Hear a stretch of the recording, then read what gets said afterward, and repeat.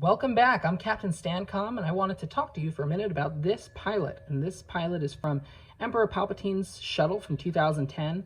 And for a long time, I debated whether or not this guy was a clone with my brother. I really wanted to have this guy. My brother was the one, though, that had him growing up. And I would say, oh, this isn't a clone because he doesn't really look like one. And then also, he is from after Order 66, so he's not really a clone trooper. Well, I did some research more recently, now that I've gotten back into LEGO Star Wars, and found that this guy really is a clone trooper. There are some pictures of this character, and it's very clear that this guy was intended to be a clone trooper. So I'm glad to finally have him as part of my collection. However, if you are wanting to get this guy, I just wanted you to be aware that there is a very similar character, and this guy is a V-Wing pilot.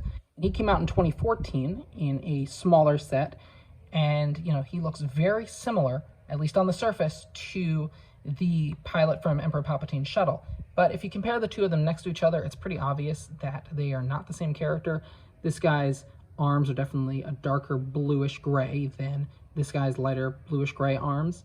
And although their helmets are the same, their torsos are very clearly different. You can see the more detail on the newer 2014 character.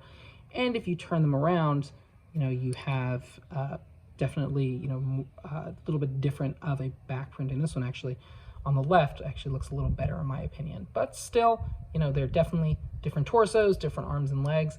And although their helmets are the same, their heads, I will take off each of these head pieces so you can see the comparison, they are a little different. This guy on the right has a little bit, almost of a fatter face, and doesn't have those lines that are coming down off of his mouth, which, just to be aware that this guy normally has a full kind of mouth on both sides of these lines.